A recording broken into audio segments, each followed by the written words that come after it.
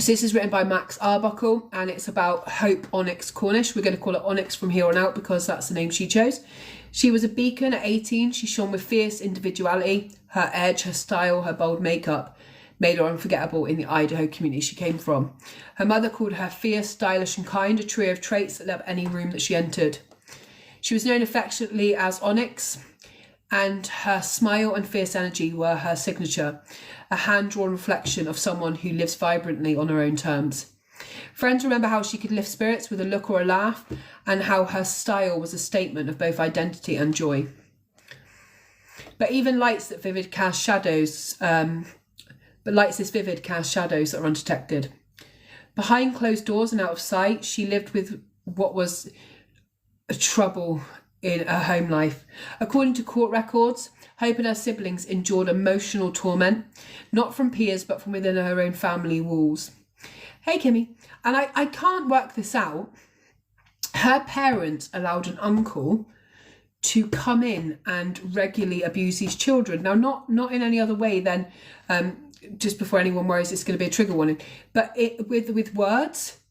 He would call these children, who are now, like Hope was 18, she was the oldest, he would call them paedophiles and loser, and he would tell them all the time, like, you are disgusting, you will one day hurt children and things like that.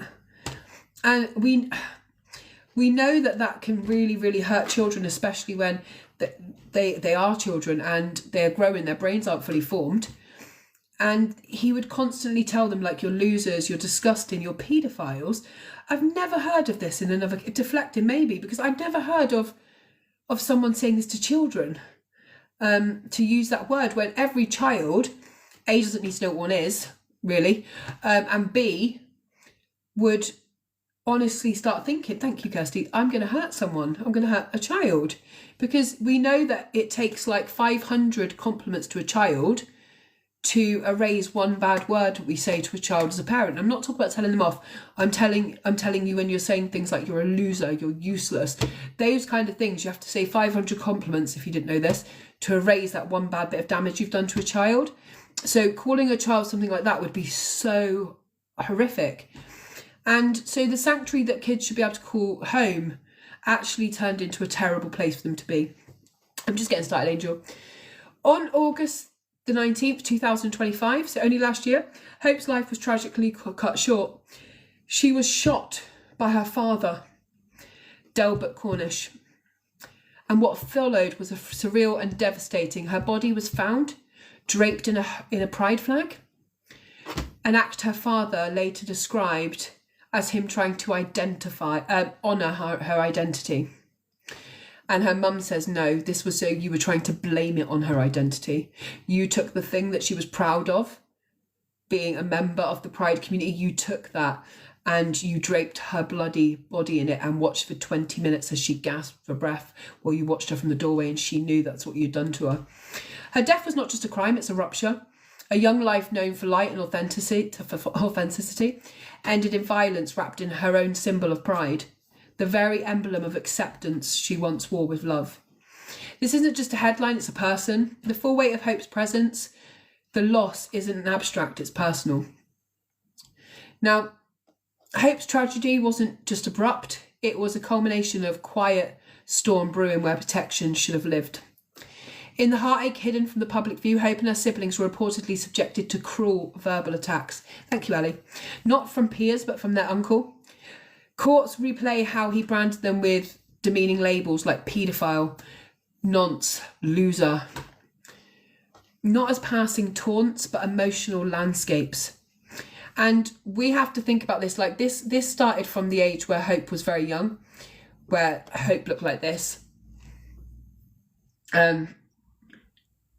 How you can take a little girl with so much hope and love in her eyes, who you were her blood family, and you tell her these words, and over a period of years they would have absolutely interwoven themselves into the fabric of who she was, and none of that belonged to her.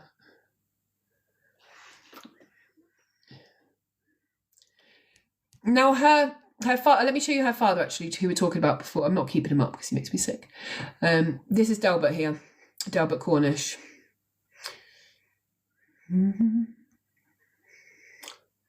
I personally think, and you may get the feeling when I tell you this case, I think her placement in the Pride community was the reason why he killed her. And I think tying the flag around her at the end was his reminder, that's why I did this. Thank you, Michelle. The emotional burden reached beyond. Her father tearfully confessed, saying, but I've got addiction and depression. He said, I was going to end my own life, but I decided to end hers instead. So in the early hours of August the 19th, 2025, Delbert, in a moment both calculated and chaotic, approached Onyx's door, only to be confronted with an unexpected presence. She opened the door, said, what's up, Dad? And in a tragic encounter that followed, he shot her and watched her for 20 minutes as she gasped for breath. 20 minutes of your own child. The home that had once offered belonging revealed itself to be deeply fractured. Delbert Cornish's explanation of what he did to his daughter was not filled with hysteria. As some might expect, it was disturbingly calm, even detached. His words were flat. I did it, dude, he said to the police. Perhaps the most haunting detail was his admission that after pulling the trigger, he timed it for 20 minutes while he watched his daughter gasping for breath, a look in her eyes that said, please help me. It was a prolonged, deliberate inaction. Imagine a father, somebody who once held this beautiful little girl as a baby, promising her you'll never let anyone hurt her. In those 20 minutes, he crossed from a broken protector to a calculated destroyer of his own child.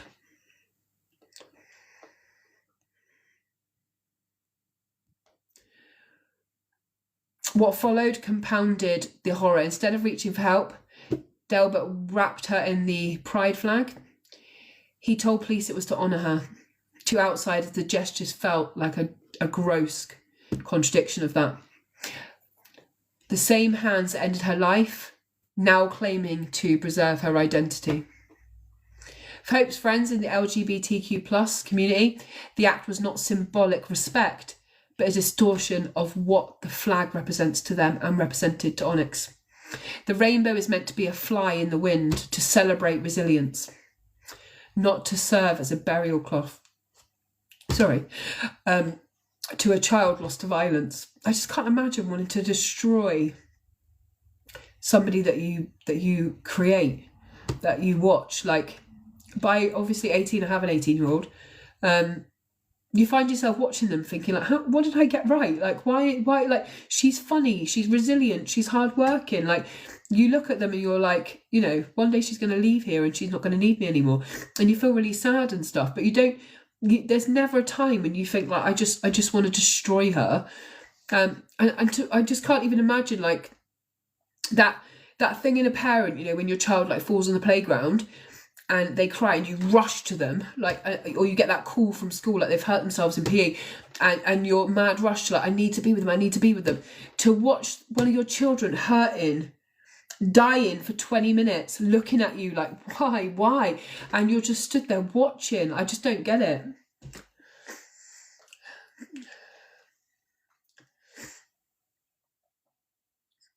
Delbert's words to detectives revealed a warped compassion. He claimed to have killed Hope because the bullying she endured from inside of her own family was unbearable. He convinced himself he was ending her suffering, he told the police. And he said that this wasn't monstrous cruelty, it was distorted love. I was trying to help her. He was aware of her pain, yet instead of addressing it or solving it, he became its final source. This is what I mean, Elaine, right? Come on. If you have a brother or a brother-in-law who is constantly calling your children names to the time when they are really struggling with who they are, their identity, their kind of peace within themselves, kill that motherfucker, right? And I'm so fed up of people getting offended by the things I say. I say it as a mother, not as a content creator or someone who believes in justice. True justice, right? Take him out the fucking game. The person you've allowed for their whole childhood to destroy your children, or yourself. As a father, you failed them for all these years. You allowed this person to still come into your home, still have access to your children, but despite what he had done, she grew up beautiful and you couldn't fucking stand it. She grew up to be a beacon of what everybody else wants to be. Beautiful, bright, resilient, authentic, unapologetically herself, and you couldn't stand it. Your beautiful little girl had outgrown you, and she had found a new community. Jean, you're in here now, aren't you? You're in here now and you're watching and you've not subscribed. I pray that people stop writing me those comments or the hateful messages. I do 2 subscriber lives a week so that I can pay my bills, because I don't get gifted loads. I don't do all those things. I don't do FYP, and it's so I can pay my bills. And that is what has to happen. And I've had about 100 horrible emails this week, and it's you know, it is what it is. The father's confession suggests he felt powerless in life, but wanted complete control in death. Yet he watched her suffer. Thank you. He watched her suffer doing nothing. And it's like he felt like he was powerful for once. But you weren't powerful enough to, hi JD, you weren't powerful enough to protect your children. And in my kind of opinion, our main jobs as parents is to protect our children and get them to the next stage of life, adulthood, safely and alive. You know, and do everything we can to get them to make good decisions. When I say alive, I mean by making, you know, kind of good decisions, and know that they can like literally go into adulthood and be able to cook and clean and do all those things and be self-serving and self-sufficient. But you failed at the first hurdle because you didn't protect them as children. It's only 2 lives I do a week that are sub only. And I normally come live before or afterwards to speak to everyone and do one case for them, because I feel guilty. So it is really, really, really strange. His confession, so wrapping her in the pride flag was his way of writing a narrative. He decided who she would be remembered as, and he decided what would be the first thing. Oh, thank you, Raven. I love that little moon sight. Thank you, Suzanne. He wanted to make sure that the first thing that people knew about her was who she identified as, and not in a good positive way. She was already deceased at that time, and you decided to kind of almost leave that as a calling card. That's how I feel it was. I feel like he used her identity against her. Thank you, Megan. Thank you, Gail, for is it called the telescope? Yeah, I can't speak. Yeah, thank you. For Delbert's confession, let me see. So we are still waiting at the moment for what will happen within the court. We know that his words were, "I did it, dude." And we know that his whole excuse was, well, I was going to kill myself as well and the other children. But he decided to kill her instead. And this to me is just a coward. He decided to approach Onyx's bedroom. As he opened the door, he shot her in the head. There was no panic. There was no, like, oh my God, what have I done? He stood and watched her as for 20 minutes she gasped for life before she died. And we know that that was nothing to do. This wasn't all that he did. And I'm going to just explain this for someone who claims that he did this to be kind. He then went and shot and killed the family's cat that Onyx loved. So he killed the family cat and laid it next to Onyx, because both the cat's and Onyx's blood was found on that pride flag. He then got a hatchet and bashed all the walls of the house, destroying them. He then painted a confession and a suicidal final thoughts on the wall next to Onyx's body, which read, "I'm a man of my word. My kids should die by my hand. I'm tired of being made fun of." That's what he wrote on the wall. So because his brother had, told him, your kids are losers, your kids are paedophiles, instead of him saying, hang on a minute, you fucking weirdo, don't ever speak about my children again like that, or you'll get the hatchet, thank you, Karina, like most parents would do, he actually decided to, oh God, I'm so embarrassed because she's so different, and she's part of the Pride community, so he decided to end her life, wrap her in the Pride flag as a way of embarrassing her dead, because, that was a symbol that meant everything to her. She didn't want to be found in a blood-covered Pride flag. Amid destruction, one small act of courage emerged. Hope's younger brother returned home, was confronted with the horror, and managed to disarm Delbert and flee, calling 911. Shortly afterwards, Delbert was apprehended at his ex-girlfriend's house. And this is absolutely horrific.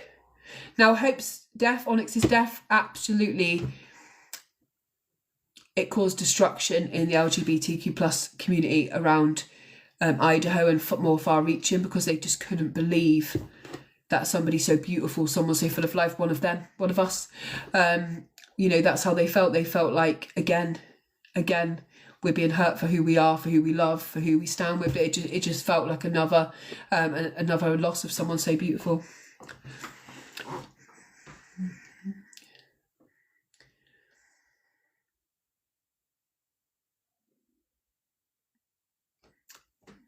Within hours of the shooting, Caldwell police responded to frantic calls. Officers found Delbert's son's, Cornish's son, outside the home. He had disarmed his father. He called 911, and authorities swiftly managed to apprehend him. In his first arraignment, Delbert faced first-degree murder and aggravated assault charges. He remains in Canyon County custody without bail and will be represented by a public defender.